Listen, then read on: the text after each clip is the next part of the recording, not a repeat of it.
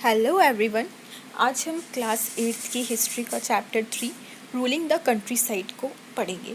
हम इस चैप्टर में देखेंगे कि कैसे जो ब्रिटिशर्स थे उनको दीवानी राइट मिला। ओके, कैसे वो एग्रीकल्चर रेवेन्यू कलेक्ट करते थे, ठीक है, और कैसे वो उन्होंने अपनी ट्रेडिंग को एक्सपेंड करा।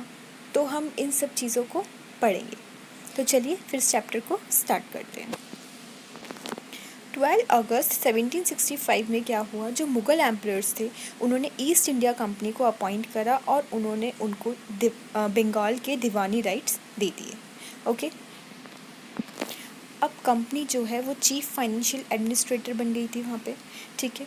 वो उस टेरिटरी का सारा कंट्रोल किसके पास था? कंपनी के पास था। तो कंपनी ने सोचा कि क्यों ना हम अपनी रेवेन्यू रिसोर्सेज को और अच्छा करें और अपने रेवेन्यू को और इंक्रीज़ करें। अगर अच्छा रेवेन्यू कलेक्ट करना है तो रेवेन्यू रिसोर्सेज को भी हमें अच्छे से मैनेज करना पड़ेगा। तो कंपनी के लिए ये ज़रूरी था कि हमें अच्छा रेवेन्यू मिले। अच्छा रेवेन्यू कब मिलेगा? जब अच्छी फसल होगी, अच्छा पैदावारी होगी। तो वो सोचते थे कि अच्छा फसल हो तो अच्छा रेवेन्यू मिले। अच्छा रेवेन्यू मिले तो जो भी कंपनी के एक्सपेंसेस हैं वो उस रेवेन्यू से अपने एक्सपेंसेस को मीट कर ले, मतलब अपने एक्सपेंसेस को कर सकें, जो भी अपने एक्सपेंसेस है उसका खर्चा निकाल सकें। अब जब कंपनी ट्रेडिंग कर रही थी तो ये भी ज़रूरी था कि जो सामान वो यहाँ से ख़रीद रही है बेचने के लिए, वो सामान कैसा हो? अच्छा हो, उसकी क्वालिटी कैसी हो? अच्छी हो। तभी तो वो सामान को अच्छे रेट पे बेच सकेगी और उससे अच्छा प्रॉफिट कमा सकेगी। अब 1865 से पहले कंपनी जो है गुड्स परचेज़ करती थी, वो परचेज़ करती थी मतलब वो ब्रिटेन से गोल्ड और सिल्वर मंगाती थी।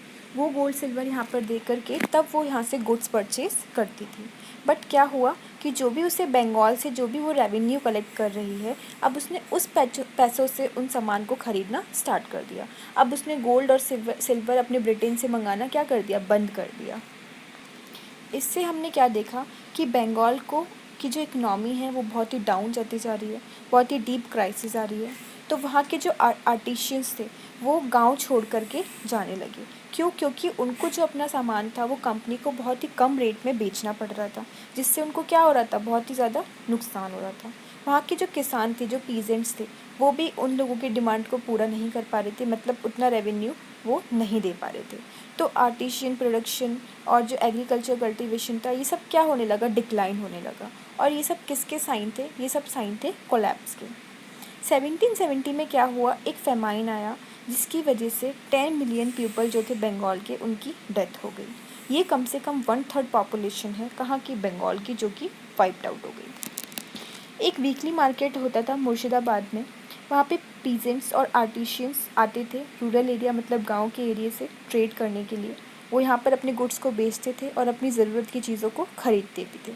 ये मार्केट भी बहुत ज़्यादा इफेक्ट हुआ क्योंकि बंगाल की इकोनॉमिक्स क्राइसिस आ गई थी, उसकी वजह से इस मार्केट पर भी बहुत गहरा असर पड़ा।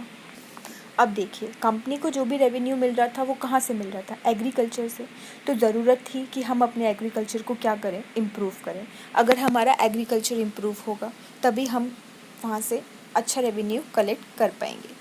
तो 1793 में कंपनी ने इंट्रोड्यूस करा एक परमानेंट सेटलमेंट। इस सेटलमेंट में क्या करा कंपनी ने कि कंपनी ने जो राजास थे और जो तालुकदार्स थे उनको एज अ ज़मींदार रिकॉग्नाइज़ करा।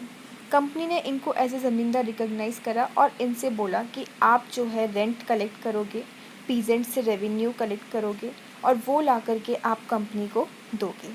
बट जो अमाउंट था वो एक फ़िक्स्ड अमाउंट था। इट मीन्स ज़मींदार को जो एक अमाउंट देना था वो बिल्कुल फ़िक्स्ड अमाउंट देना था कंपनी को, जो कि इन फ्यूचर कभी नहीं बढ़ेगा। तो कंपनी को फील हुआ कि इस तरीके से एक रेगुलर फ्लो रहेगा रेवेन्यू का, कि कंपनी के पास पैसा आता रहेगा। और जब ज़मींदार अच्छा पैसा कलेक्ट करेगा, देखो ज़मींदार को राइट था कि वो पीजेंट से तो कितना भी पैसा कलेक्ट कर सकता था, बट कंपनी को सिर्फ उसे एक फ़िक्स्ड अमाउंट ही पेमेंट करना था। तो कंपनी को लगा कि ज़मींदार को जब हम इतनी छूट देंगे तो वो अच्छा पैसा कमाएगा, तो वो इन्वेस्ट करेगा लैंड में, और लैंड की जो लैंड इससे क्या होगी? इम्प्रूव होगी। बट कुछ ना कुछ प्रॉब्लम तो होती ही है। अब प्रॉब्लम क्या हुई इस परमानेंट सेटलमेंट में? इसने क्या प्रॉब्लम्स को क्रिएट किया कि कंपनी ने क्या डिस्कवर करा कि जो ज़मींदार है वो तो इन्वेस्ट करने में इंटरेस्टेड है ही नहीं। उन्होंने कंपनी ने भले ही एक फ़िक्स्ड अमाउंट फ़िक्स किया हो, बट जो फ़िक्स्ड अमाउंट भी था वो बहुत ही ज़्यादा था। ज़मींदार को उसको पे करने में क्या हो रही थी, डिफ़िकल्टी। कोई भी ज़मींदार अगर उस अमाउंट को पे करने में डिफ़िकल्टी मतलब नहीं पे कर पाता, तो उसकी ज़मींदारी उसके हाथ से चली जाती।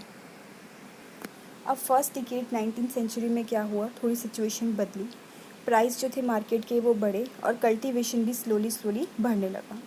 इससे क्या हुआ कि जो इंक्रीज़ जो ज़मींदार की जो इनकम थी वो बढ़ी, क्योंकि अब वो थोड़ा ज़्यादा रेवेन्यू कलेक्ट करने लगा, थोड़ा हमारा एग्रीकल्चर बढ़ रहा है तो।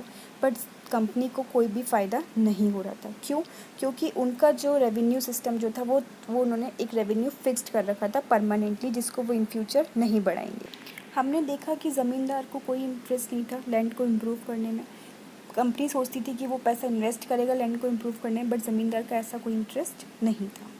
ठीक है, इवन वो क्या कर देता था, वो टेनेंट्स को किराए पे भी दे देता था। ठीक है, क्योंकि उसका कोई इंटरेस्ट नहीं था लैंड को इम्प्रूव करने में। अब हम क्या देख रहे थे कि जो विलेजेस थे उसमें जो कल्टीवेटर थे उनको ये सिस्टम बहुत ही ऑपरेसिव लग रहा था, मतलब बहुत ही अत्याचारी सा हो रहा था उनके साथ। वो जो रेंट जो पे करना था उनको ज़मींदार को बहुत ही ज़्यादा था, और उनके जो राइट था उस लैंड पे वो उस पर क्या फील कर रहे थे, इनसिक्योर। क्यों? क्योंकि वो उस रेंट को पे नहीं कर पा रहे थे। अब रेंट पे करने के लिए उनको क्या लेना पड़ रहा था, मनी लेंडर से पैसा उधार लेना पड़ रहा था। ठीक है, और जब वो फेल हो जाते तो रेंट को पे करने में, तो जो उनके पास जो भी ज़मीन थी, ठीक है, जो जिस पे वो कल्टीवेशन कर रहे थे वो भी उनके हाथ से चली जाती। तो ये कुछ था इस वीडियो में, मतलब ये कुछ टॉपिक्स थे इस चैप्टर में जिसको हमने कवर करा। हम जो आगे के जो टॉपिक है उसको नेक्स्ट वीडियो में कवर करेंगे। होप आपको यहाँ तक समझ में आया होगा। अगर आप चैनल के साथ जुड़ना चाहते हैं और अपनी 8th की SST को कंप्लीट करना चाहते हैं तो प्लीज़ चैनल को सब्सक्राइब कीजिए, वीडियो को लाइक कीजिए और अपने फ्रेंड्स के साथ शेयर करना ना भूलें। Thank you for watching. Till then, bye bye. Take care.